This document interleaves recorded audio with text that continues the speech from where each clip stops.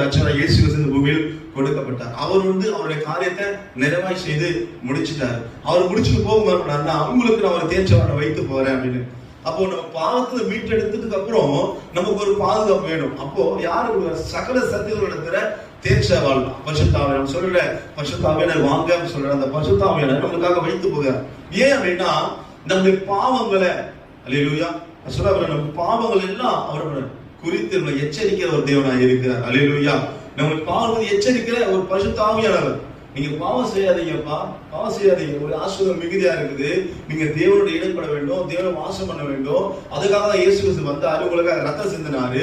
இன்னைக்கு என்ன வைத்து போறாருப்பா, நீங்க பாவம் செய்யக்கூடாது. சில சமயங்கள் நம்ம அறியாம சில பாவங்கள் போது நம்ம இருதயம் பேசுவோம், பாவம் செய்யாத, இது தப்பு உணர்த்தும். நம்ம என்ன பண்றோம், அந்த தப்ப சொல்ற அந்த வார்த்தையை தட்டி விட்டு பாவங்கள் செய்யறோம். அல்லேலூயா.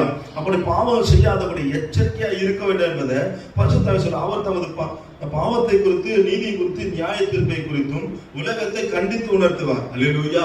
அப்ப பாவம் செய்யக்கூடாது. அதான் சொன்னேன், பாவம் என்னில் பாவம் இருக்கணும் அப்படி நம்ம தேவனை பார்க்க முடியும். எப்படி சொல்றாரு, பரிசுத்தம் எல்லாம் ஒருவன் தேவனை தரிசிப்பதில்லை. யோசுவா சொல்றாரு, இன்று ஜனங்களை பரிசுத்தப்படுத்திக் கொள்ள, நாளைய இடத்துல அற்புதம் செய்வேன். அப்ப நம்ம வாழ்க்கையில பாவத்தை குறித்து மெய்யாகவே நம்ம பாவத்தை குறித்து நம்ம மிகவும் எச்சரிக்கையா இருக்க வேண்டும். அல்லேலூயா. எதை செய்யறோம், என்ன பாவம் செய்யறோம்,